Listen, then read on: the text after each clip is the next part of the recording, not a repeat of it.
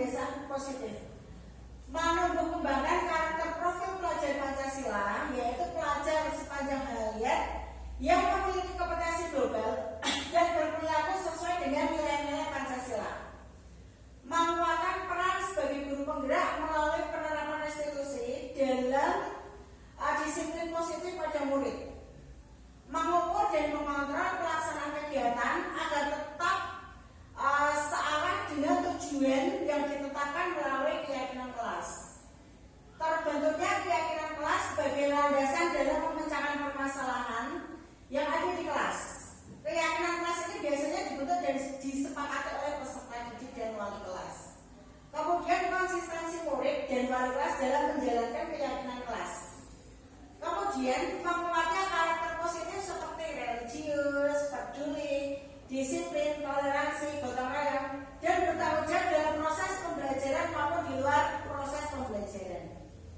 Kemudian untuk membudidayakan 5S, yaitu senyum, salam, sapa, sopan, dan santun.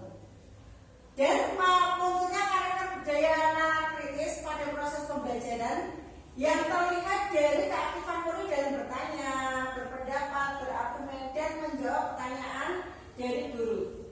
Yang terakhir adalah diseminasi ini sebagai dokumentasi kegiatan aksi nyata budaya positif. Terima kasih atas waktunya. Kita bisa sama-sama belajar tentang budaya positif dan segitiga restitusi yang kita terapkan di sekolah kita. Hal yang sangat baik yang saya dapatkan dari masukan dari teman-teman semua yaitu kita bisa saling bertukar pendapat dan bertukar pengalaman bagaimana kita menerapkan budaya positif di sekolah kita. Terima kasih atas perhatiannya. Wassalamualaikum warahmatullahi wabarakatuh. Waalaikumsalam warahmatullahi wabarakatuh. Dalam kegiatan diseminasi budaya positif. Adapun narasumber pada kesempatan ini adalah Ibu Nur Khalifah, SPD MPD. Saya Darus SPD selaku moderator akan menyampaikan susunan acara pada siang hari ini sebagai berikut. Yang pertama pembukaan, yang kedua pemaparan, penyebaran, dan penerapan budaya positif. Yang ketiga tanya jawab dan tanggapan, dan yang terakhir adalah penutup. Semoga acara ini dapat berjalan dengan lancar dan berguna bagi kita semua serta peserta didik di SMK Negeri 1 Klaten. Assalamualaikum warahmatullahi wabarakatuh. Waalaikumsalam warahmatullahi wabarakatuh. Bapak dan Ibu guru yang saya hormati, hari ini saya sangat bersyukur sekali karena kita dapat bertemu dan berkumpul untuk belajar bersama. Baik, hari ini saya ingin menyampaikan tentang diseminasi budaya positif yang diterapkan di sekolah. Tujuan dari aksi nyata ini adalah untuk mewujudkan visi yang ada di sekolah, kemudian menumbuhkan dan menguatkan karakter positif melalui kebiasaan budaya positif. Kemudian menumbuhkan karakter profil pelajar Pancasila, yaitu pelajar sepanjang hayat yang memiliki kompetensi global dan berperilaku sesuai dengan nilai-nilai Pancasila. Menguatkan peran guru penggerak melalui penerapan restitusi dalam menanamkan disiplin positif pada murid. Mengukur dan mengontrol pelaksanaan kegiatan agar tetap terarah pada tujuan yang sudah ditetapkan melalui keyakinan kelas. Terbentuknya keyakinan kelas sebagai landasan dalam memecahkan masalah yang ada di kelas. Keyakinan kelas ini dibentuk dan disepakati oleh peserta didik bersama wali kelas. Kemudian konsistensi murid dan wali kelas dalam menjalankan keyakinan kelas. Selanjutnya, menguatkan karakter positif seperti religius, peduli, disiplin, toleransi, gotong royong, dan bertanggung jawab pada proses pembelajaran maupun di luar proses pembelajaran. Yang berikutnya adalah membudidayakan 5S, yaitu senyum, salam, sapa, sopan, dan santun. Kemudian munculnya karakter berdaya nalar kritis pada proses pembelajaran Yang terlihat dari keaktifan murid dalam bertanya, berpendapat, dan menjawab pertanyaan. Kemudian ini adalah bentuk dari perwujudan dokumen kegiatan aksi nyata. Baik, yang akan kita pelajari pertama adalah disiplin positif dan nilai-nilai kebajikan universal. Nah, sebagai contoh misalnya pelaksanaan disiplin positif, Anda dan teman Anda melakukan kegiatan coba buka tangan teman, gitu ya, seperti itu. Misalnya Anda punya sebuah benda yang sangat berharga menurut Anda yang Anda kepal, seperti itu. Kira-kira Anda mau membukanya atau tidak? Misalnya Anda punya benda yang sangat berharga, temannya ingin mencoba membuka, apakah akan Anda berikan gitu? Apakah Bapak Ibu mau memberikan kepalan itu? Isinya mau menyerahkan? Iya.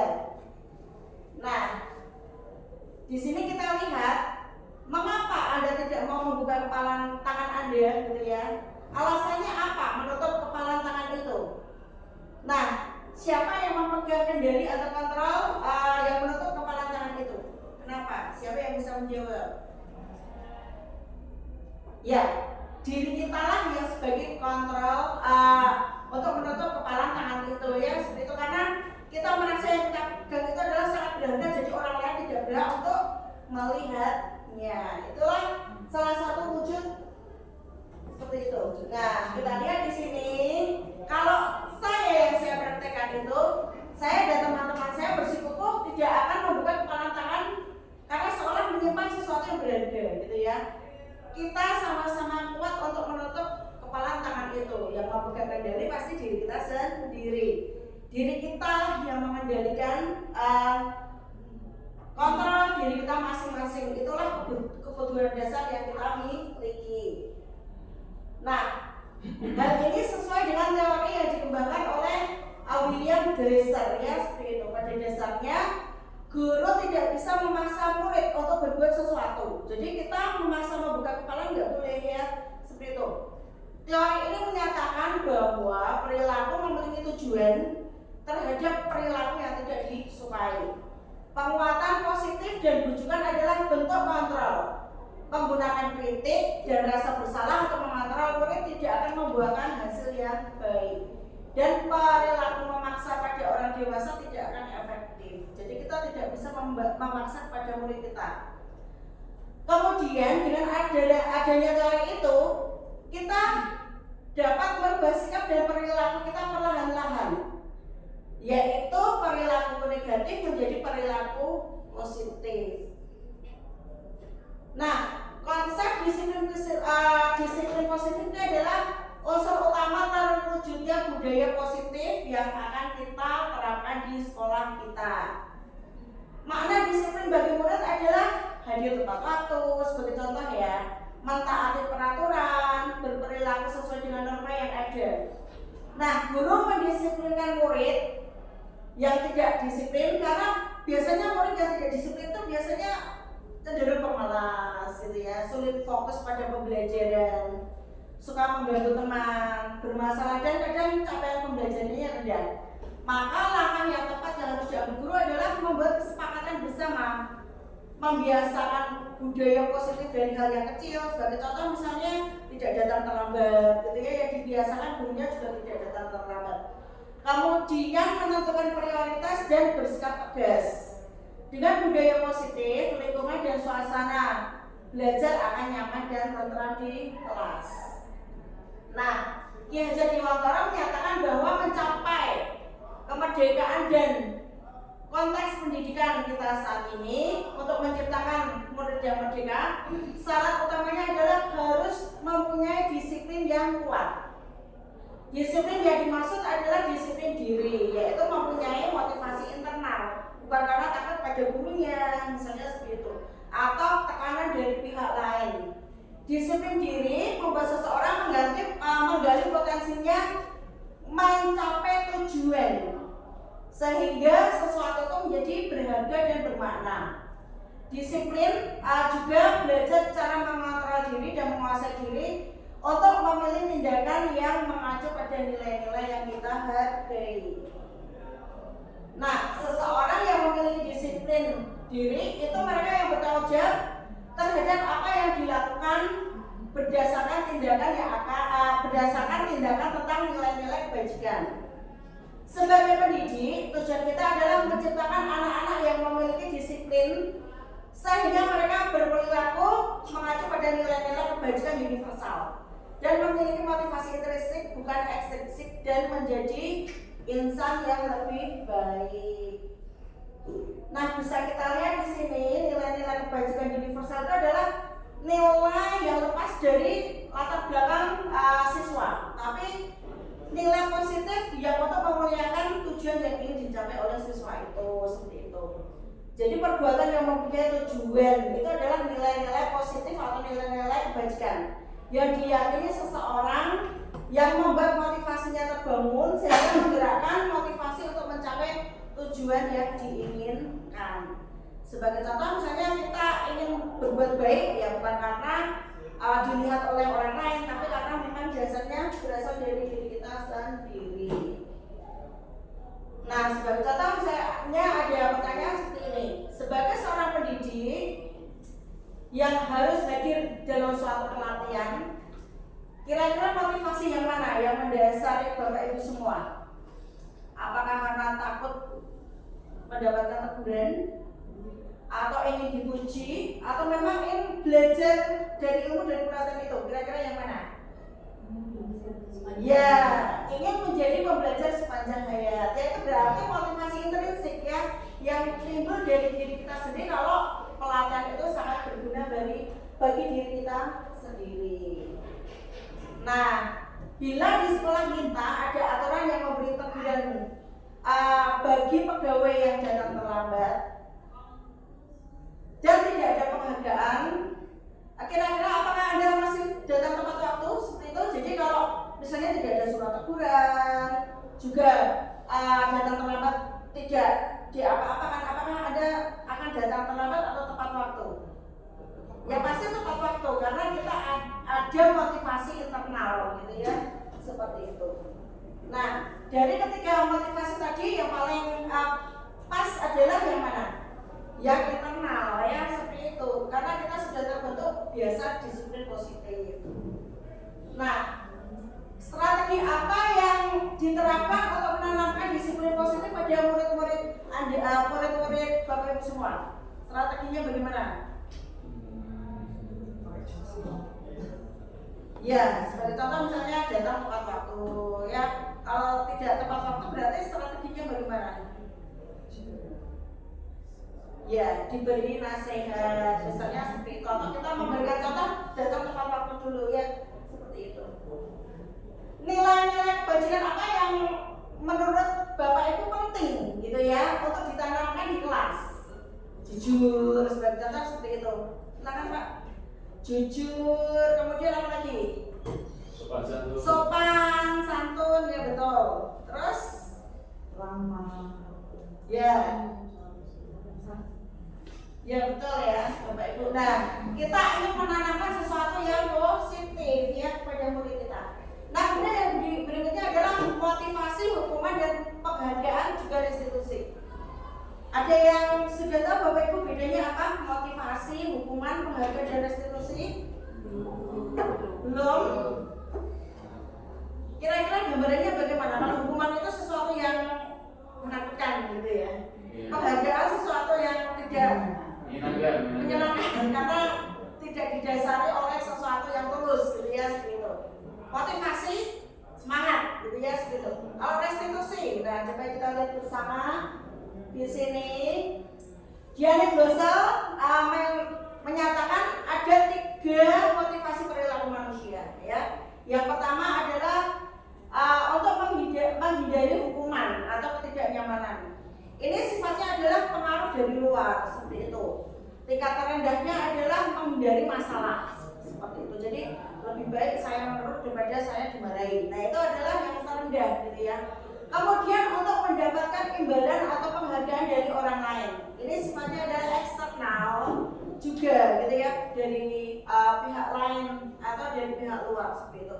Jadi orang melakukan tindakan itu karena ada iming-iming hadiah atau reward. Nah ini juga tidak pasti. Yang pas adalah yang ketiga, yaitu untuk menjadi orang yang mereka inginkan dan menghargai diri sendiri dengan nilai-nilai yang mereka percaya. Kalau ini bersifat internal gitu ya, melakukan sesuatu karena nilai-nilai yang diyakini dan dihargai, ingin menjadi orang yang melakukan karena yakin dengan nilai positif itu adalah motivasi yang merupakan suatu bentuk disiplin positif ya. Nah kita lihat di sini, pernahkah Anda berada dalam sebuah situasi di mana Anda sengaja melakukan sesuatu yang menyakitkan bagi Anda gitu ya, bahkan bertabrakan dengan penghargaan dari orang lain? Mengapa kita tetap memilih melakukannya padahal kita tahu akibatnya menyakitkan gitu ya? Mungkin dikecam secara sosial atau merugikan secara finansial. Apa prinsip yang kita perjuangkan? Contohnya bagaimana? Seperti contoh misalnya beberapa murid tidak KKM gitu ya, seperti itu kayak kita perjuangkan ya, karena murid kita ya, itu nilai positif gitu ya, betul ya Bapak Ibu ya. Nah kita juga mungkin sering menyakitkan ya karena bertemu dengan guru-guru ya. Seperti tapi itu kan dibalik itu ada nilai kebajikan, yaitu motivasi kita adalah menolong murid biar murid itu menjadi apa? Menjadi berubah menjadi baik gitu ya. Seperti itu. Nah, sebagai seorang guru, saat Anda hadir mengajar tepat waktu, motivasi apa yang mendasari tindakan itu?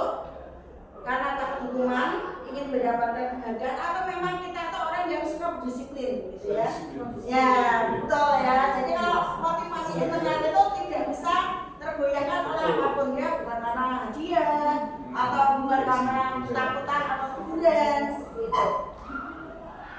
Nah, kita lihat di sini nilai-nilai kebajikan itu kan tergantung diri kita sendiri ya.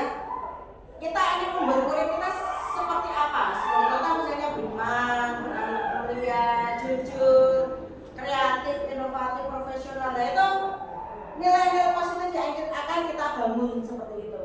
Itu adalah nilai kebajikan yang akan kita berikan kepada murid. Nah kita lihat sekarang, coba ini ada sebuah kasus. Silakan Bapak Ibu baca gitu ya. Kira-kira apa yang akan kita lakukan dengan kasus ini? Ya.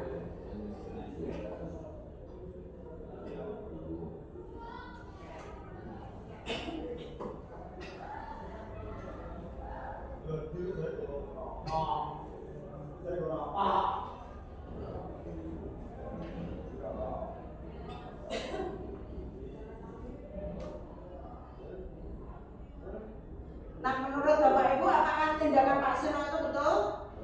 Salah ya, karena tidak memotivasi murid, justru malah semakin membebani murid dengan tekanan mental dan harga diri seperti itu. Nah, tindakan yang tepat bagaimana berarti? Kalau kita sebagai Pak Seno bagaimana?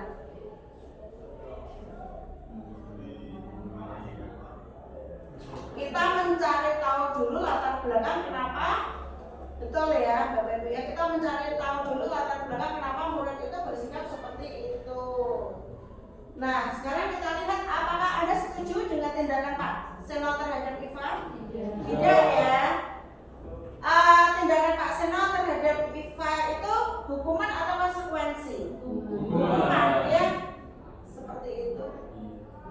Kita lihat di sini bedanya apa?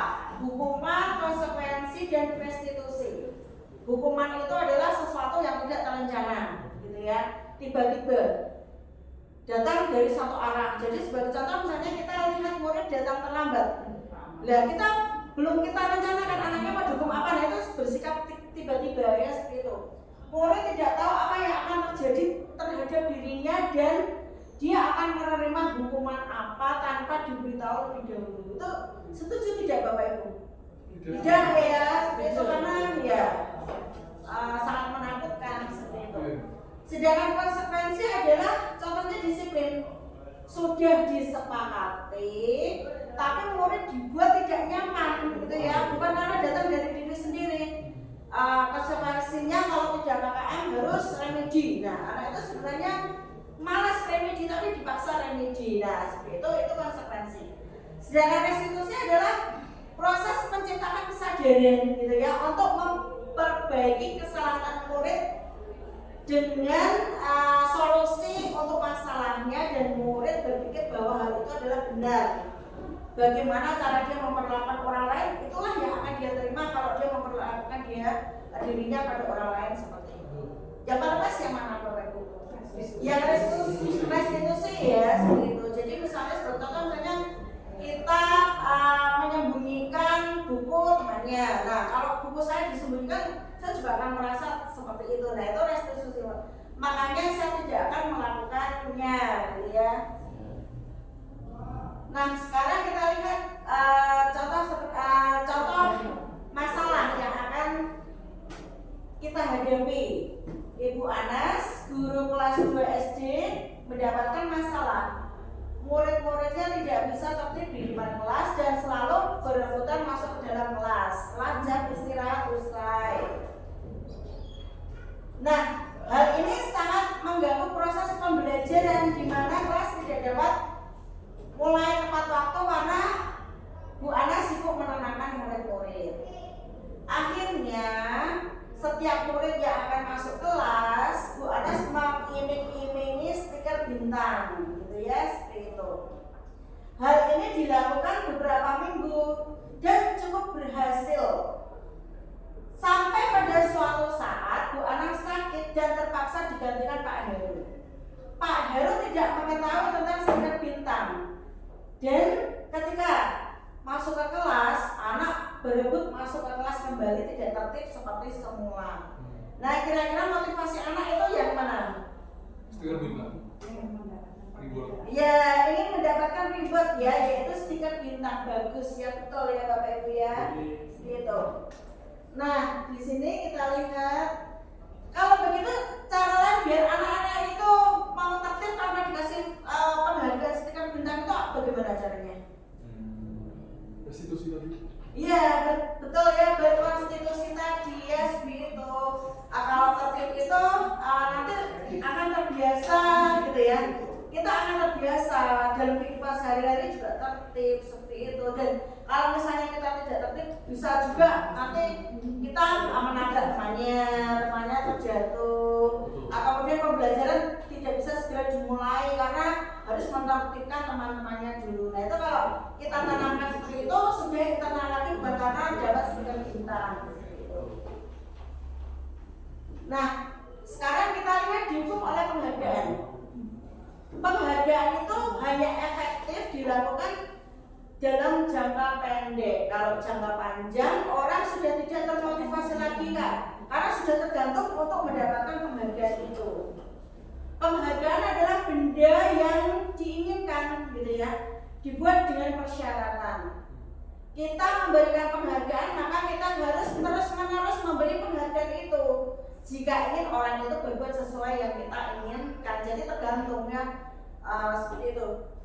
Penghargaan menciptakan persaingan, rasa iri dan perasaan tidak jujur seperti itu. Sebagai contoh misalnya nanti kalau nilainya 80 dapat misalnya stiker gitu ya. Nah, anak-anak mulai ada rasa persaingan dan tidak jujur.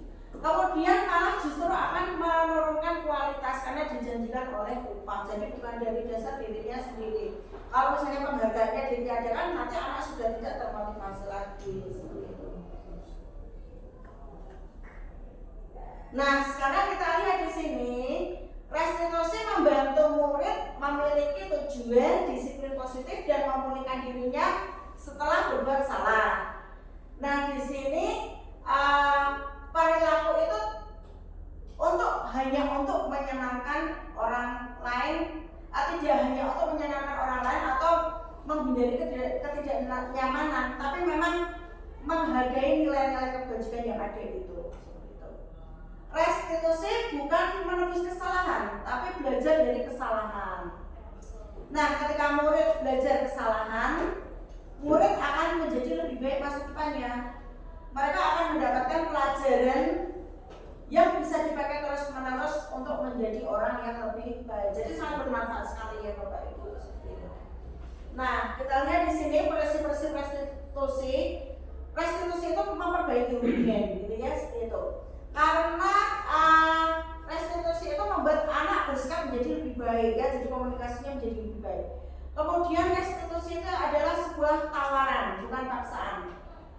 Tidak ada pemaksaan tentang restitusi karena akan berakibat terhadap perkembangan moral, yaitu restitusi itu berhubungan dengan kebebasan seperti itu.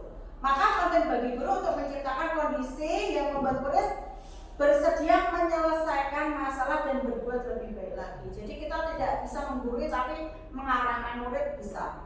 Kemudian restitusi menuntut untuk melihat ke dalam diri. Dalam proses restitusi kita akan melihat adanya ketidakselarasan antara tindakan murid yang berbuat salah dan keyakinan mereka tentang orang seperti apa yang mereka inginkan. Ya, jadi di sini menuntut murid untuk membedakan mana yang baik dan mana yang benar. Gitu. Kemudian restitusi mencari tujuan dasar yang mendasari tindakan. Untuk berpindah dari evaluasi diri ke restitusi diri, penting bagi murid untuk memahami dampak dari tindakannya kepada orang lain. Kalau murid paham bahwa setiap orang memiliki kebutuhan dasar untuk dipenuhi, maka akan membantu murid ketika dia melakukan kesalahan akan menyadari kebutuhan apa yang sedang mereka coba penuhi, gitu ya. Gitu. Sebagai contoh misalnya kita sering melihat anak itu mencari-cari perhatian, berarti dasarnya sebenarnya dia itu adalah butuh kasih sayang ya. Setelah murid menyadari seperti itu, nah dia bisa menjadi lebih baik seperti itu. Nah, bisa mengenali perasaannya seperti itu. Kemudian restitusi diri adalah cara yang paling baik. Restitusi diri itu adalah cara yang paling baik untuk mengubah kebiasaan dari kecenderungan untuk mengomentari orang lain, gitu ya. Lebih baik untuk mengomentari diri sendiri. Jadi restitusi itu justru malah cerminkan diri sendiri, bukan justru mencerminkan orang lain seperti itu. Kemudian restitusi fokus pada karakter bukan tindakan.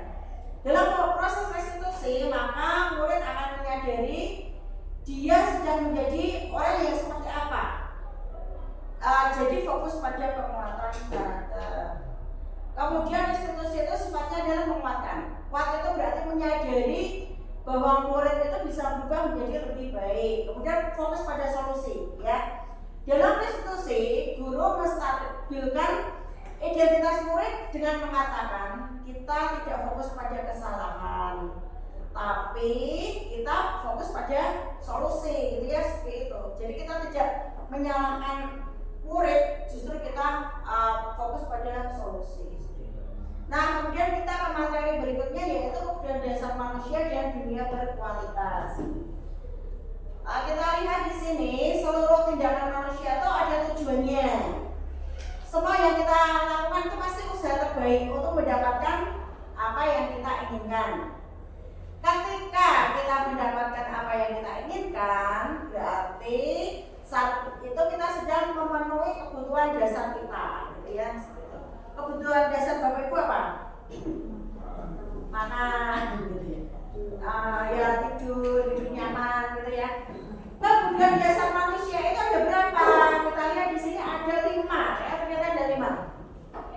Sifatnya adalah fisiologis, ya. Yang pertama adalah bertahan hidup, gitu ya, gitu. Misalnya butuh, orang itu butuh sehat, butuh rumah, butuh makanan, gitu ya, gitu. Yang kemudian adalah biologis, ya, psikologis. Biologis itu masuk dalam dasar yang fisiologisnya.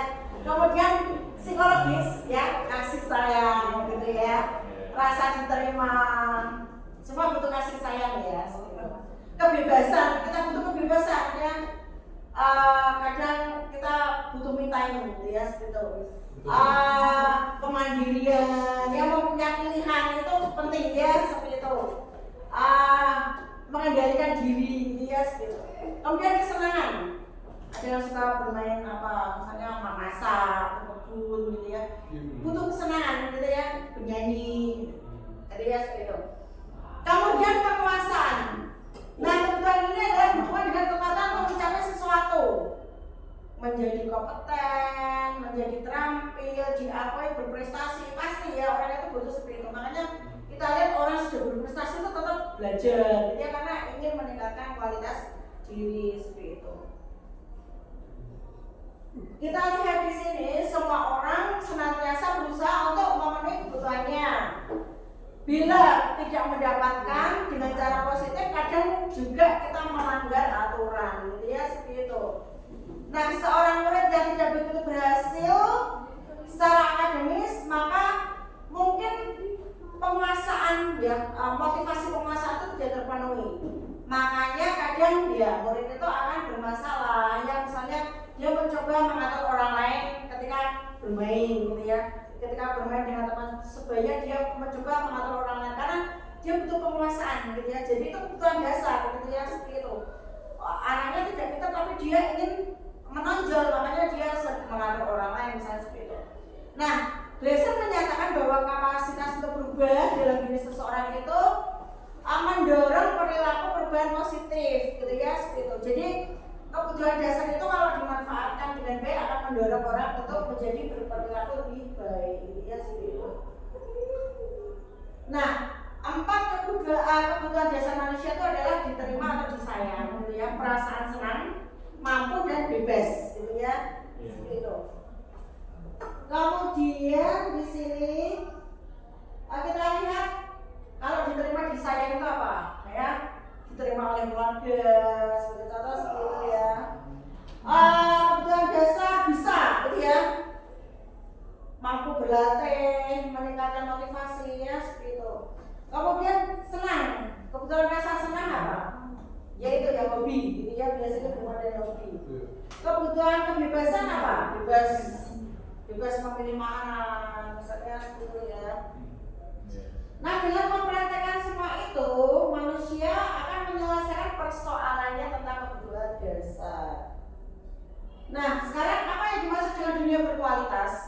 Dunia berkualitas itu adalah tempat di mana pikiran kita menyimpan gambaran-gambaran hal yang indah-indah, gitu ya. Seperti itu, yang terbaik dalam hidup kita atau foto terbaik dalam hidup kita, seperti dunia berkualitas. Bapak Ibu masih ingat sesuatu yang paling mengesankan dalam hidup Bapak Ibu apa? Itulah dunia berkualitas ya. Mungkin ketika kita mendapatkan uang banyak, gitu ya, itu ingat terus, gitu ya. Nah, itu dunia berkualitas. Nah, syaratnya adalah sesuatu itu terasa sangat baik dari kita dan memenuhi lebih dari satu kebutuhan dasar. Ya, kita dapat apa? Senang, bebas, ya, bisa menyalurkan hobi, gitu. Kemudian murid pun juga seperti itu, ya.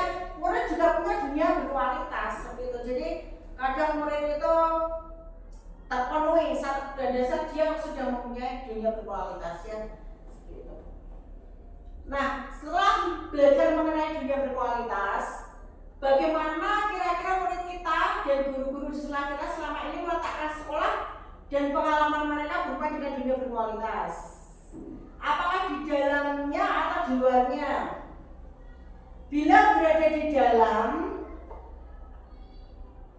bagaimana menggunakan kegiatan berkualitas itu dilakukan oleh murid-murid dan guru di sekolah dalam proses pembentukan budaya positif, ya. Kalau kebetulan anak itu merasa dunia berkualitas itu berhubungan dengan lingkungan sekolah, maka justru akan membentuk budaya positif di sekolah.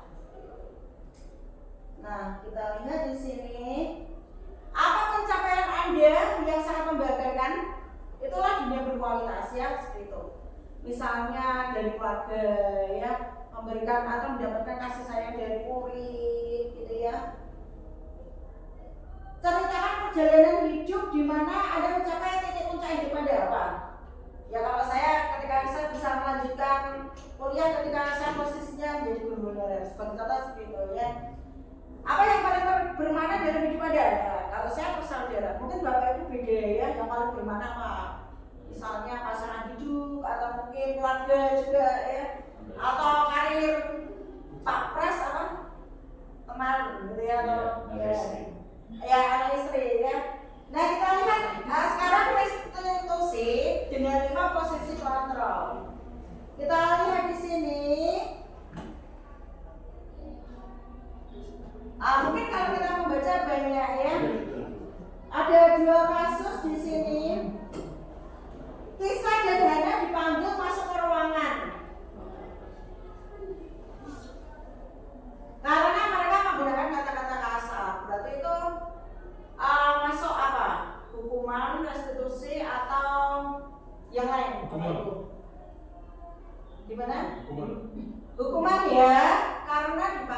dan mereka merasa ketakutan. Yang kedua, anak jarang sekali hadir di pembelajaran jarak jauh. Dan pada saat hadir, anak sering menggunakan kata-kata kasar, meloncat, mengajak teman-temannya. Hal itu sangat mengganggu dan beberapa orang tua murid mengikuti pembelajaran dan mengeluhkan tentang perilaku anak di pembelajaran jarak jauh.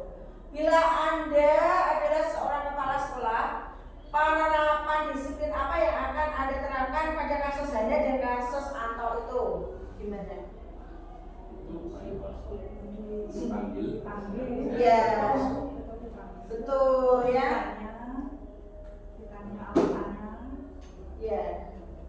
Ya betul, berarti jawaban Tadarus dan Belinda itu sudah menerapkan restitusi ya, dipanggil, ditanya dulu alasannya, tidak langsung diberi hukuman, tapi ditanya, mungkin anak itu punya latar belakang mempunyai kebutuhan dasar yaitu kekurangan kebutuhan dasar yaitu penguasaan ya, jadi dia kurang di apa ya, punya apa ya, jadi karena kebutuhan dasar penguasaan tidak ada, dia ingin mencari perhatian. Nah sekarang kita lihat 5 posisi kontrol itu adalah guru bisa sebagai penghukum, gitu ya. Jadi kalau guru penghukum itu asalnya menggunakan hukuman fisik atau kata-kata verbal, misalnya mencubit ya, atau menggunakan kata-kata kasar ya, seperti itu. Hasilnya adalah anak menjadi pendendam dan agresif seperti itu. Kemudian guru sebagai pembuat rasa bersalah. Jadi sering menyalah-nyalahkan guru seperti itu, membuat anak itu ya tidak percaya diri gitu ya, seperti itu, dan menilai guru atas dirinya sendiri. Kemudian guru sebagai teman. Nah kalau posisi guru sebagai teman itu kira-kira kelemahannya apa? Kadang murid menganggap gurunya teman dan akhirnya guru itu kurang dihargai seperti itu. Jadi ketika guru memberikan sesuatu perintah itu murid sedikit meremehkan. Nah, sedangkan kalau pemantau itu adalah guru memberikan sebuah hukuman kepada murid berdasarkan kumpulan catatan keburukan gitu ya, seperti itu. Nah, itu hasilnya adalah di sini guru bisa menunjukkan emosi yang berlebihan gitu ya, sedangkan murid itu juga kurang nyaman, tetap merasa kurang nyaman tentang yang dilakukan oleh guru seperti itu. Nah, yang terbaik adalah di sini ya, yaitu guru posisinya sebagai manajer, di mana guru berbuat sesuatu, di mana guru ini ketika melihat murid berbuat sesuatu itu diajak duduk bersama dan murid mempertanggungjawabkan perilakunya, mendukung, memberikan solusi, dan murid juga disuruh untuk mencari solusi seperti itu. Nah, tugas manajer itu bukan mengatur perilaku, tapi membimbing murid ke arah yang lebih baik. Sekarang kita lihat skill restitusi. Di sini tadi sudah kita pelajari ya, restitusi itu adalah kesadaran dari diri murid seperti itu. Nah, kita lihat di sini hal yang perlu diperhatikan dalam segitiga restitusi yaitu perilaku yang salah perlu diberikan dengan nilai keyakinan yang telah disepakati seperti itu.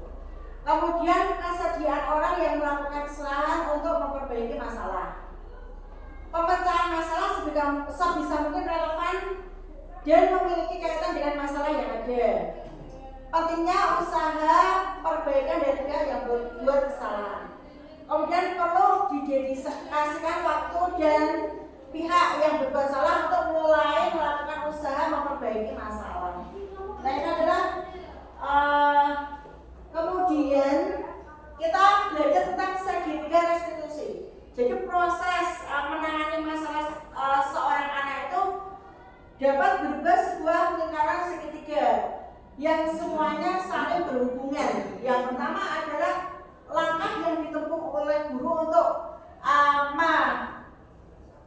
mencari solusi sebuah masalah adalah dengan cara menstabilkan identitas dulu. Dan ditanya kenapa gitu ya, latar belakang yang mendasarinya. Guru bisa menstabilkan emosi murid dengan cara ya kalau bapak seperti itu ya pasti juga merasa kecewa, kesal dengan teman ya, atau mungkin berbuat salah itu tidak apa-apa. Itu bukan berarti kita meremehkan kesalahan murid, tapi memotivasi murid untuk mau jujur tentang sebenarnya motivasi mendasarinya itu apa.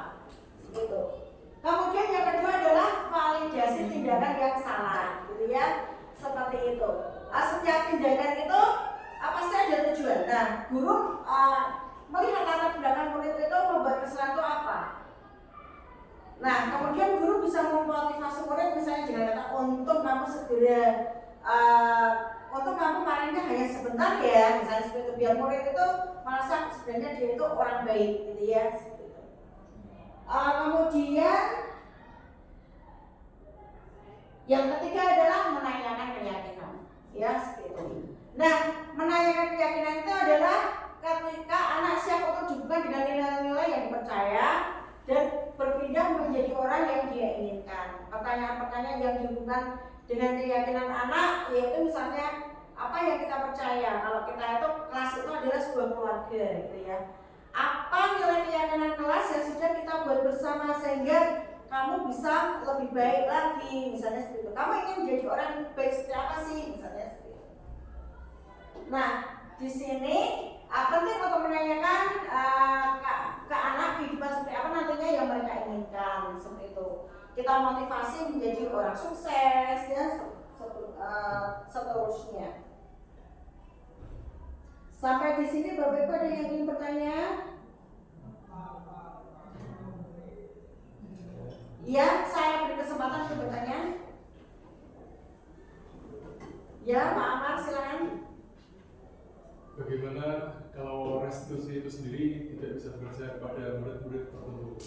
Ya, bagaimana kalau restitusi itu tidak bisa berjalan ketika murid-murid tertentu itu sudah terlalu berlebihan ya, mungkin kenakalannya seperti itu. Kira-kira masukan dari Bapak Ibu bagaimana?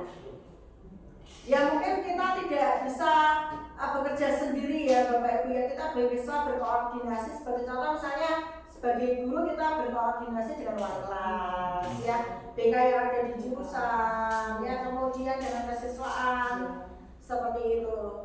Itu akan membuat langkah kita menjadi lebih mudah seperti itu. Ada yang mau bertanya lagi Bapak Ibu? Baik, kalau tidak ada yang bertanya, saya cukupkan sekian presentasi dari saya. Terima kasih perhatian dari Bapak Ibu semua, semoga bermanfaat presentasi ini. Akhir kata, wassalamualaikum warahmatullahi wabarakatuh. Waalaikumsalam warahmatullahi wabarakatuh.